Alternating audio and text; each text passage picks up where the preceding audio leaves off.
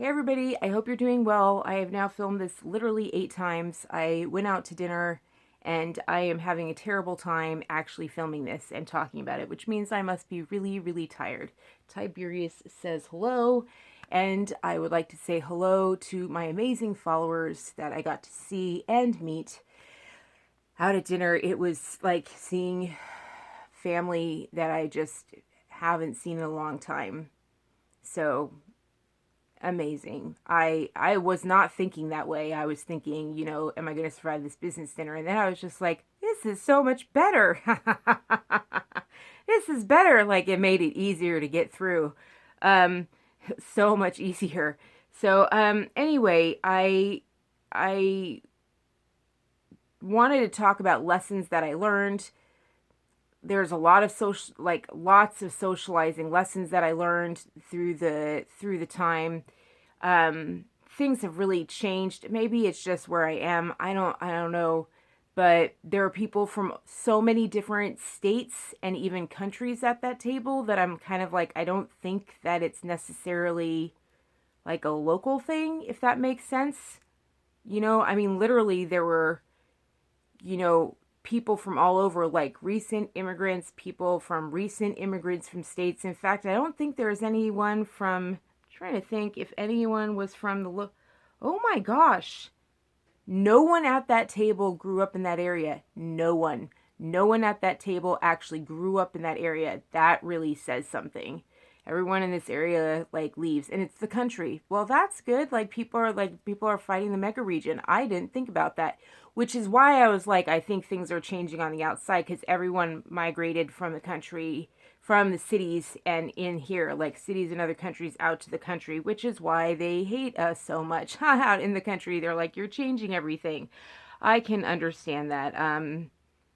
I can understand that now. So thinking about it that way, a whole table full of people that weren't there, that's so sad. But no one's sticking around in the country. Like from the people I talk to, the kids grow up and they leave. And I'm like, well, what is happening with this cross thing? Like, why are they leaving? Like, why is that happening? I don't understand that. I don't know why they're getting up and going away. I wonder if college has something to do with it. If they think that college is so great when it's not, like I don't think there's anything in college. I think that it's a bad decision in today's world. I think it's a bad, bad decision on so many levels. So many levels. When all of society and every single show and everywhere is like, you need to go to college, when they know it gets you into debt, it's more expensive than a home. You get nothing, there's no guarantee that you get anything out of it. It guarantees that you're in debt to banks for sure, with no guarantee that it gives you a job, no guarantee that you're going to have money at the end of it, no guarantee that you're going to actually graduate, no guarantee that you're going to have professors that like you and they're going to indoctrinate, almost a perfect guarantee that you're going to be indoctrinated with UNESCO, which is a pro-German education, which we know, and library sciences. I'm like, forget it. I don't think so at all. Like, I'm like, no, no, no, no.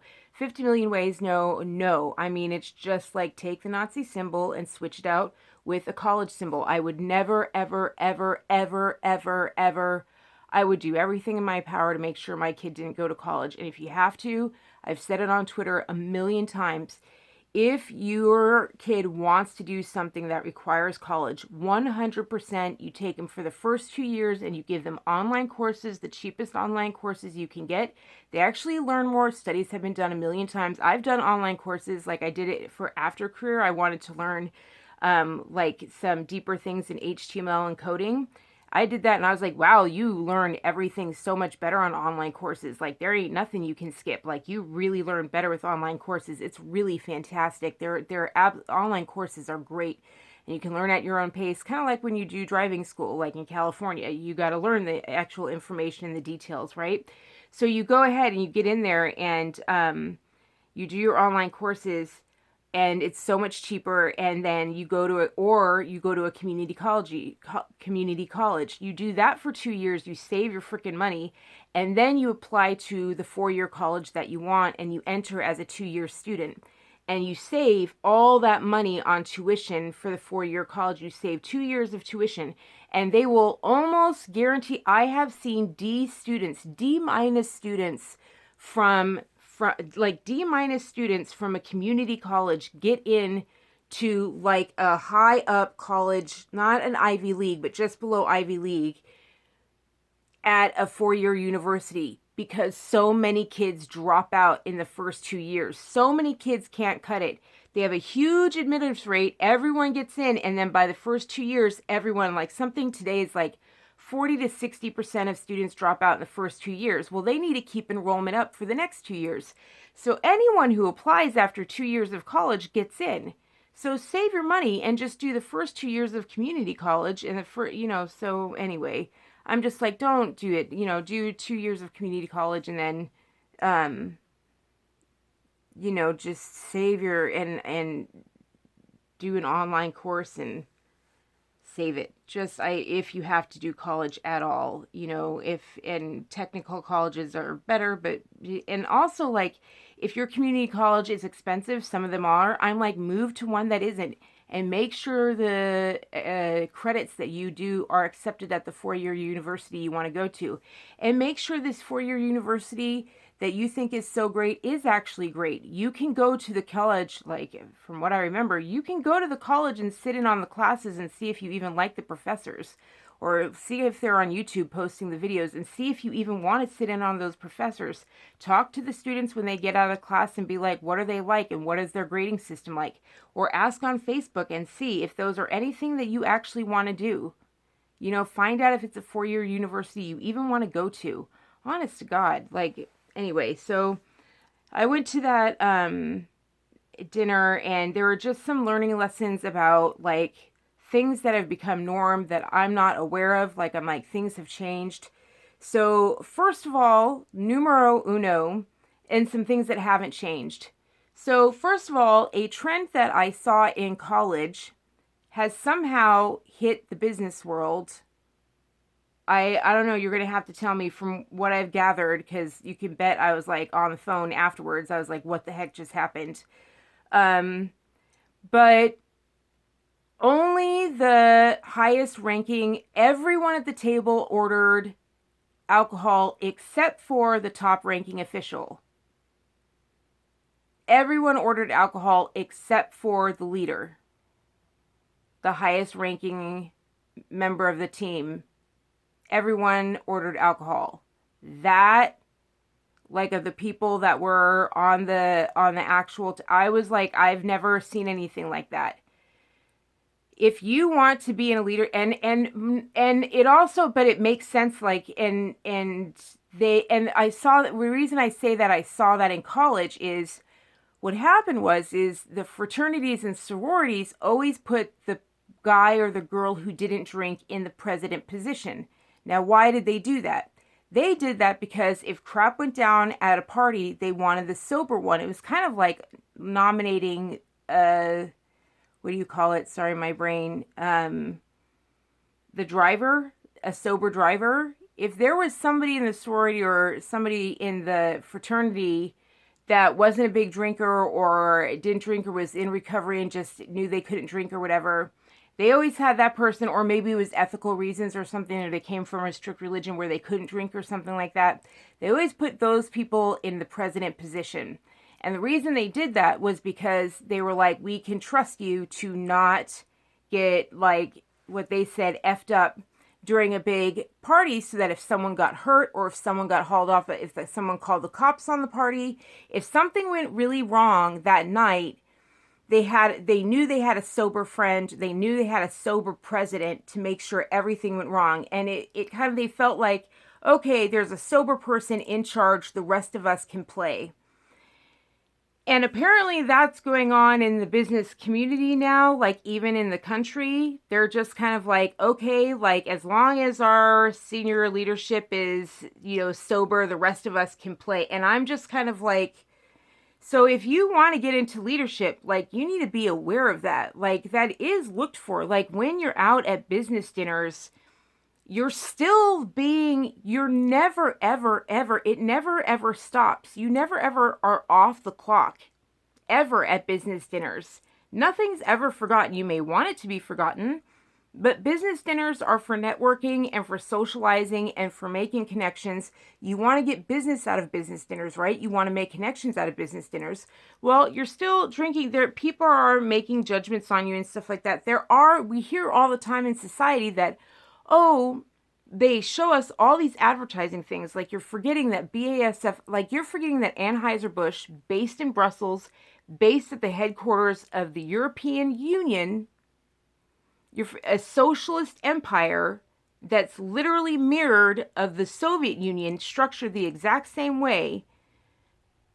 Anheuser-Busch is based in a Soviet Union type thing where Russia's huge on drinking, massive on drinking, right? So Oktoberfest and everything.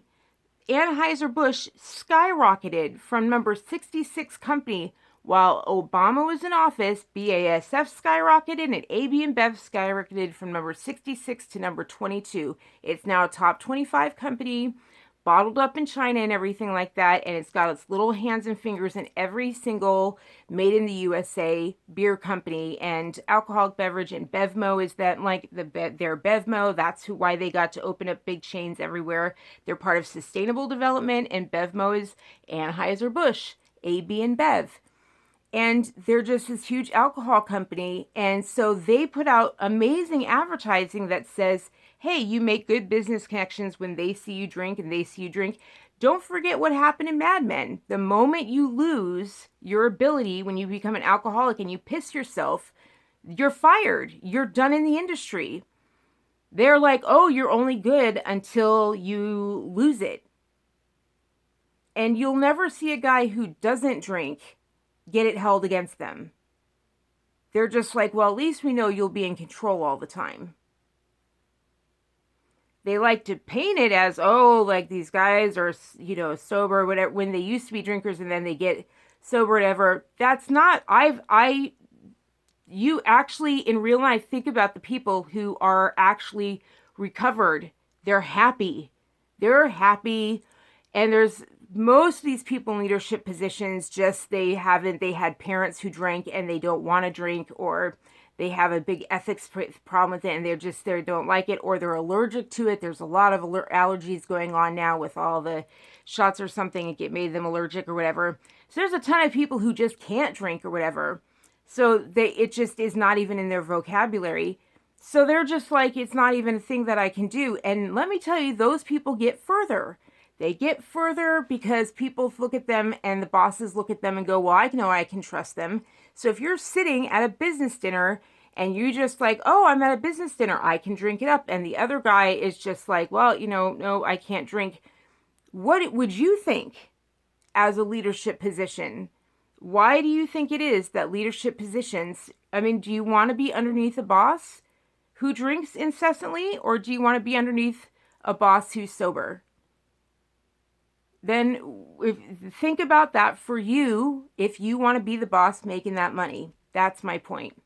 Other things that I want to point out are in our culture is that it seems to have changed. It is not cool to be telling people if they should gain weight or lose weight. Like, don't tell people like directly, like, hey, you heavy person, you've gained a lot of weight, you need to actually lose weight. It's not cool to be like, wow, you've lost weight, you really need to gain more weight, you are too skinny now. And this one actually, I've seen a lot of that now. Even my own nurses said that they're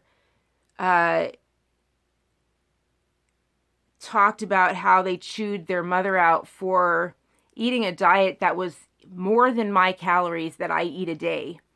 They yelled at their mother. They said that was undernourished.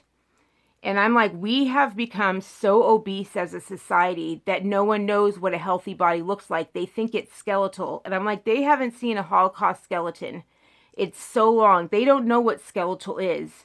Like, there aren't pictures. They don't show photos of skeletal people anyway. We haven't seen it because sugar and corn syrup and all these corn harvest things, because high fructose corn syrup is everywhere. And every kid they show you online is like this puffy thing, because sugar addiction is like the #1 addiction in the world, and it's like on every single continent, and they just shove it into baby formula, and every kid has chubby cheeks. They don't know what a healthy human heart looks like. You have to go back into vintage magazines. You have to pretty much look at 1980 and before.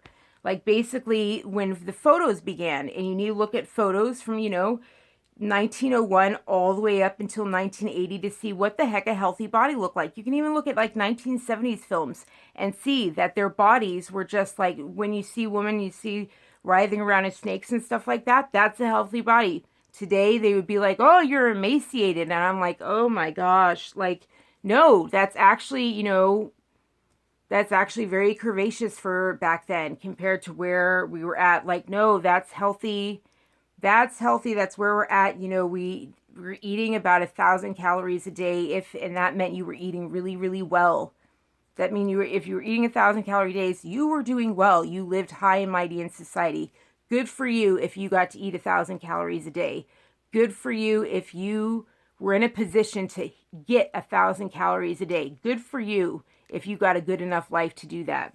And they have just trained us, the house, so that we give all of our wealth because we need that sugar so badly. But that's a really big line that you're crossing when you put on your judgment. If you don't think it's okay, society, if it's not okay to be like, hey, fatty, you need to lose weight. It's not okay to be like, hey, skinny, you look skeletal, eat. Like, eat. That's just as bad. That's just as bad, and it's just as, it's still bullying. It's still crossing a line. Number 3 is, be aware of who can promote you. Like, be aware of who can promote you. If you have somebody at the table, like at the table last night, there were numerous levels there. There were like numerous levels at the table. And I noticed that the people at the bottom were like, they just were not aware of all of these hierarchies. All of these hierarchies have the ability of giving feedback in the future, of elevating their position and giving these guys at the bottom a raise.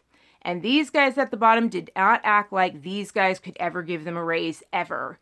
They didn't act like, I want to win your trust. They didn't act like, oh, I want to be on my best behavior. They didn't act like that.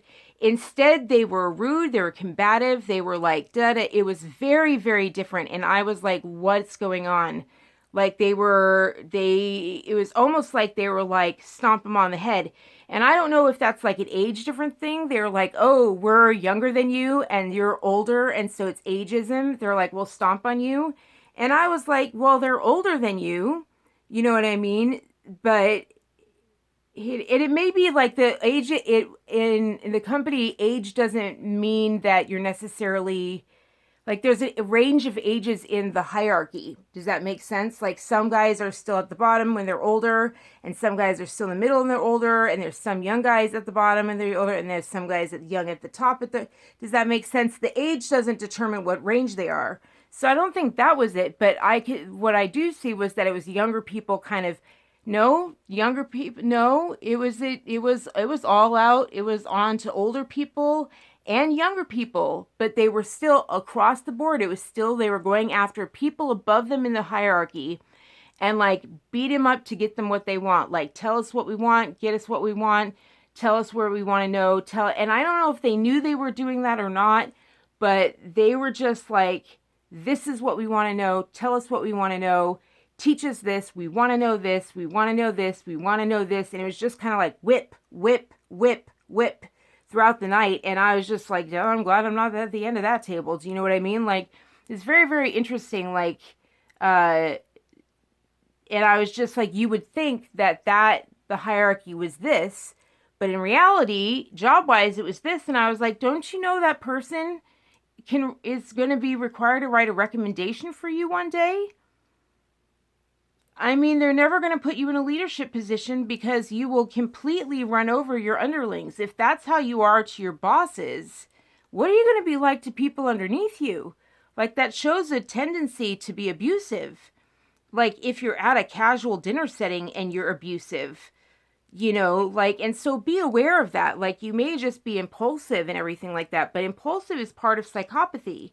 Like, look into psychopathy and look at it. Impulsive, irresponsible, immature, those three things are part of psychopathy. Like, don't just you're not at home. That's the thing. When you go out to a business dinner, you're not at home. And that's part of the reason drinking at a business dinner is not the best idea. It's not a social gathering, which is why bosses tend to not drink at social gatherings. Like, I,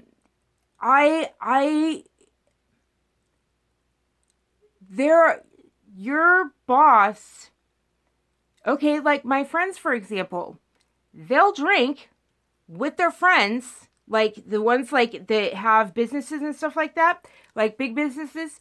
They'll drink with their buddies. They have a group that they go back, they drink with their buddies, whatever. If they ever do businesses or business lunches, if they ever are going out and visiting the locations and sites or whatever, and they take them out, they ain't drinking a thing. They don't drink because that's not socializing with their buddies to them. That's not let go and be loose time.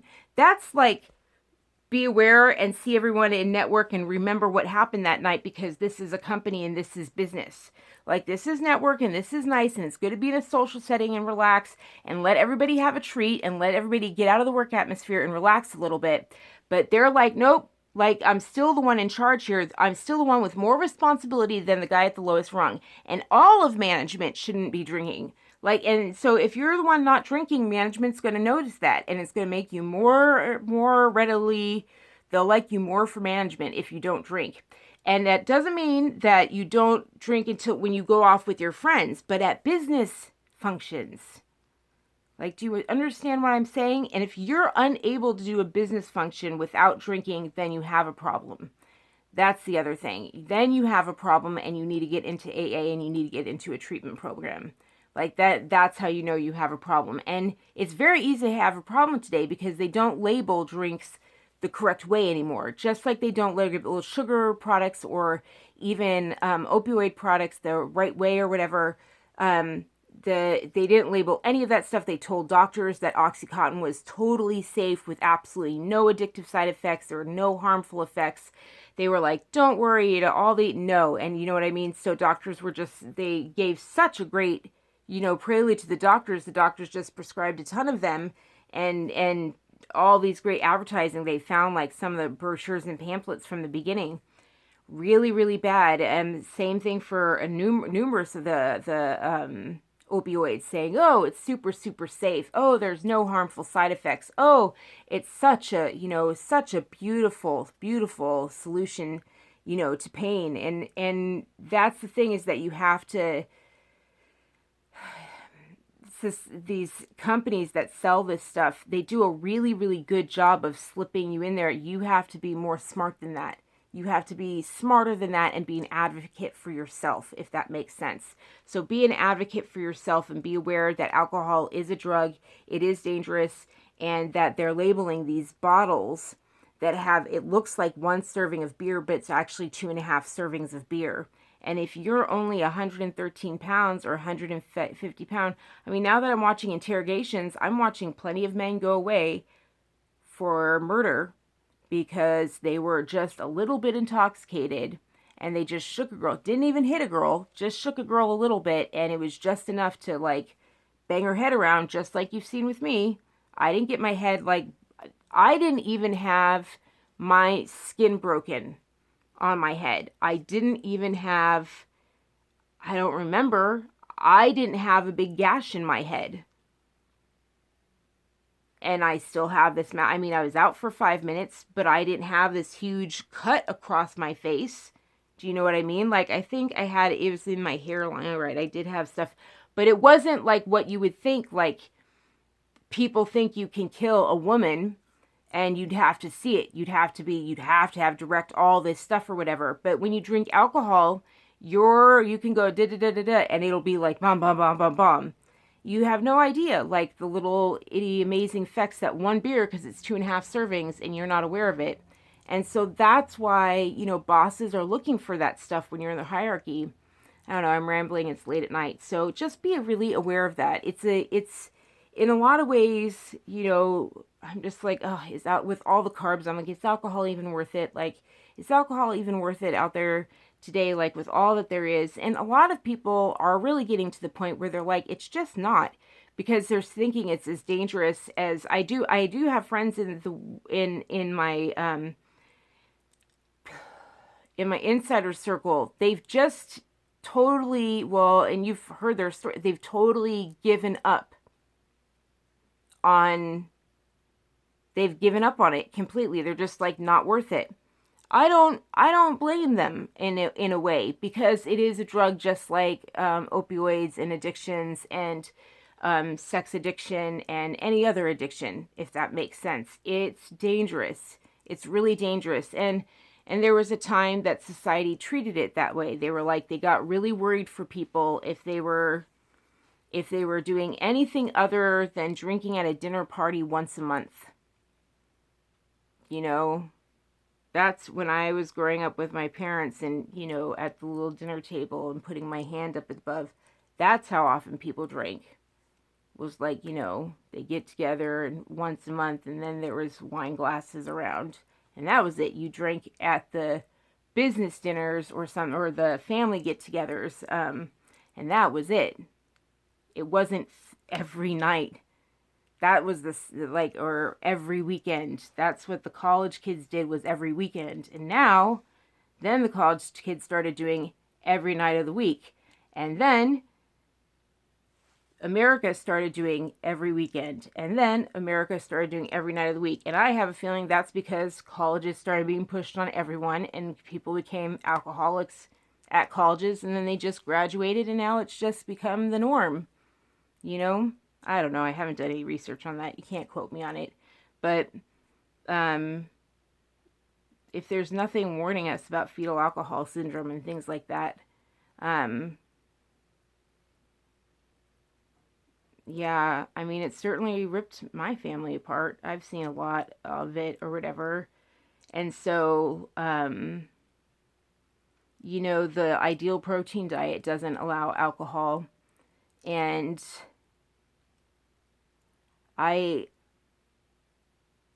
there's almost like a relief, because I'm like, oh, I don't have to worry about it. I'm just like, oh, well, you know, I don't have to worry about it. I don't have to read labels and figure out how much and figure out if this is going to do this or figure out that. Anyway, so